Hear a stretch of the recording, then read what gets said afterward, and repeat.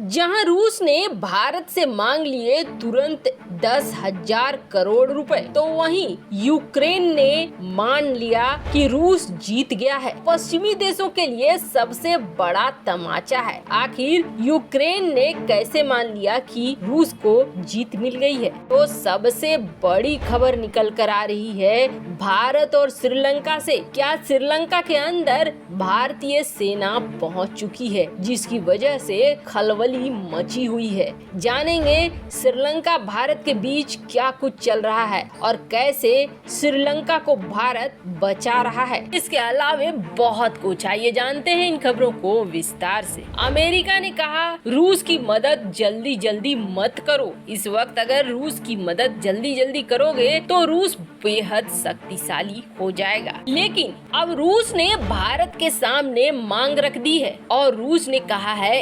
1.3 billion dollar तुरंत दे दीजिए। हालांकि ये रूस की तरफ से रिक्वेस्ट है, दबाव नहीं है। इस बात को पहले समझ लीजिए। 1.3 बिलियन डॉलर माने मतलब 10,000 करोड़ रुपए से ऊपर। अब भारत देने को तो तैयार है, लेकिन भारत दे कैसे? और दूसरी बड़ी बात निकल कर ये सामने आती है कि किस बात के 10,000 करोड़ रुपए। तो आपको बता दें, भारत ने बहुत सारी चीजें खरीदी है, डिफेंस की चीजें खरीदी है। अभी हाल फिलहाल में S-400 आया हुआ है। हो सकता है बहुत बड़ा अमाउंट कुछ बाकी हो जो चुकाना हो। अचानक से युद्ध शुरू हो गया और प्रतिबंध लग गए, जिसकी वजह से भारत ने वो पैसे न चुकाए हो। इस वक्त रूस को जरूरत है पैसे की, इसलिए रूस भारत को ये कह रहा है कि आप इसकी पेमेंट कर दो। हालांकि भारत अब रास्ते तलाश कर रहा है कि कैसे रूस को ये पेमेंट जाएगा। ऐसा नहीं है कि भारत इस पैसे को दे नहीं सकता है, भारत पैसे देने को भी तैयार है,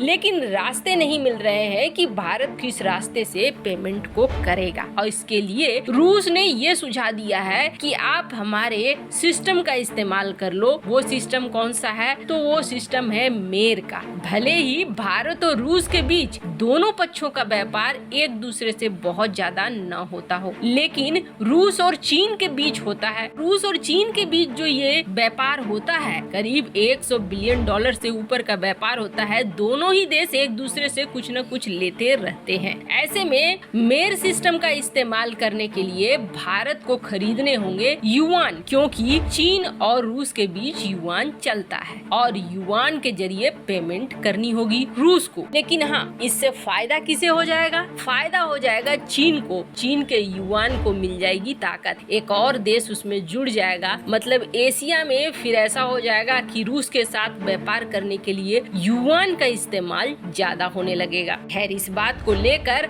अभी तक पूरा निर्णय नहीं लिया गया है, क्योंकि अभी बैठकें होनी बाकी है। भारत कभी नहीं चाहेगा कि युआन को ताकत मिले और चीन को सफलता मिल जाए। हालांकि रूस के इस मांग के तुरंत बाद अमेरिका में खलबली मच गई थी और इसी वजह से भारत के ऊपर दबाव बनाने के लिए आनन फानन में सारे आने लगे। पर अमेरिका के प्रयासों को झटका लगा, जहां भारत की तरफ से कि भारत अपने फैसले खुद लेगा। अब युआन में भारत को पेमेंट करनी है या नहीं करनी है, वो अलग बात होगी। एक बार को हो सकता है भारत को चूंकि बकाया चुकाना है, तो हो सकता है युआन में कर भी दे, लेकिन भारत कभी भी इसे एक रेगुलर सिस्टम नहीं बनाएगा, क्योंकि भारत भी नहीं चाहेगा कि पहले डॉलर पर निर्भर रहो और फिर उससे भी खतरनाक चीन के हाथों पे निर्भर हो जाओ। हाँ, अमेरिका को झटका तब ज्यादा बड़ा लगा है जब यूक्रेन ने अमेरिका के सारे पोल खोल दिए हैं। अमेरिका अभी तक ये कह रहा था रूस यूक्रेन युद्ध में रूस को बहुत बड़ी क्षति पहुंची है और रूस को कामयाबी नहीं मिली है। जो लोग ये सोच रहे थे कि रूस को कामयाबी नहीं मिली है, उन्हें इस चीज को ध्यान देना चाहिए जो रूस की तरफ से उत्तर आया है। यूक्रेन ने ये स्वीकार कर लिया है कि रूस जीत गया है। यूक्रेन ने ये कहा है कि उसके जितने खास military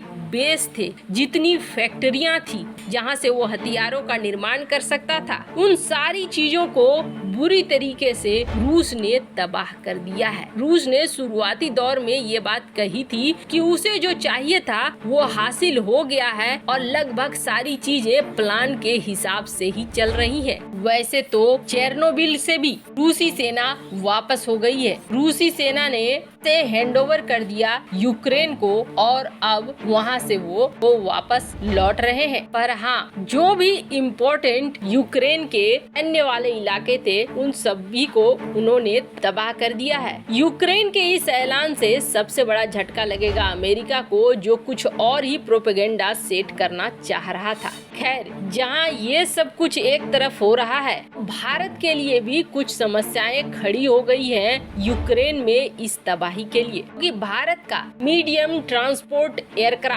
Mi-17 medium lift helicopter, destroyer, frigate जो जोरिया इंजन का इस्तेमाल करते हैं, 130 mm medium gun, T-72, T-90 tanks, surface to air missile, anti aircraft weapon system, ये सब कुछ मुश्किल में पड़ गया है। पर आपको बता दें, भारत के लिए ये बहुत ज्यादा मुश्किल नहीं होने वाला है। इसलिए नहीं होने वाला है क्योंकि ये फिर चले जाएंगे रूस के हाथ में ये सारे कॉन्ट्रैक्ट, क्योंकि भारत को इन सब का जवाब सिर्फ रूस में ही मिलेगा। पर इन सब के बीच श्रीलंका में एक बड़ा खेल हो गया है और ये खेल बेहद महत्वपूर्ण था, क्योंकि चीन यहाँ पर अपनी सेना उतारता उससे पहले ही भारत ने बड़ा कांड कर दिया है। दरअसल श्रीलंका ने ये देखा कि अब चीन उसके देश पर कब्जा करेगा। यही वजह है कि वो लोन के मामले में चुप्पी साधे हुए, विदेशी मुद्रा भंडार खत्म हो चुका है और आय के कोई स्रोत दिख नहीं रहे हैं। चीन इस मौके में है कि अब कब्जा जमाए कि तब कब्जा जमाए। इन सब के बीच भारत से संपर्क करता है श्रीलंका और भारत भी श्रीलंका को दे देता है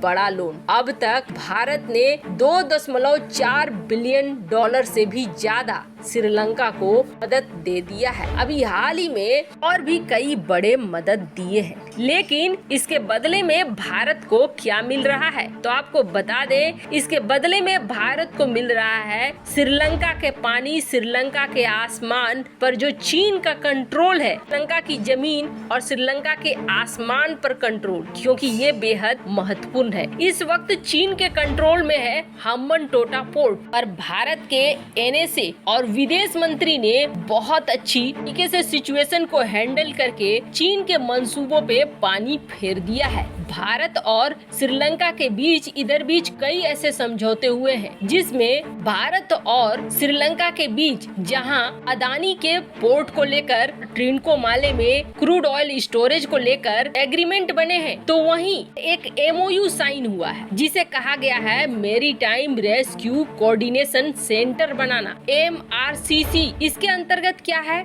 इसके अंतर्गत ये है कि एक सेंटर बनाया जाएगा श्रीलंका में, जिसमें 7 नेवल बेस के यूनिट होंगे और आपको बता दें इसमें से एक नेवल बेस का यूनिट हम्बनटोटा में भी होगा। यहाँ पर होंगे भारतीय सैनिक जो निगरानी करेंगे रेस्क्यू ऑपरेशंस का और भी कई तरह के ऑपरेशन का। इसको आप साधारण भाषा में ऐसे समझिए कि भारत अब अपने नौसेना को तैनात रखेगा ताकि श्रीलंका के ऊपर अधिकार न जमा सके चीन। ऐसे में चीन की जो कोशिश थी श्रीलंका के ऊपर पूरा कब्जा करने की, वो नहीं हो पाएगी। हालांकि इसके लिए विरोध में खड़ा करवा रहा है वो आम लोगों को भी, पर कहीं न कहीं श्रीलंका की भलाई इसी में है कि वो भारत के साथ मिलकर चीन नामक इस मुसीबत का तोड़ निकाले। भारत कभी किसी देश पर कब्जा नहीं करता है, लेकिन हाँ, उस देश को सुरक्षा जरूर देता है और भारत भी इस वक्त श्रीलंका को सुरक्षा ही दे रहा है, उससे ज्यादा कुछ नहीं। वैसे आपको क्या लग रहा है? भारत ने जो ये MRCC नेटवर्क बना लिया है, ये नेटवर्क एक जबरदस्त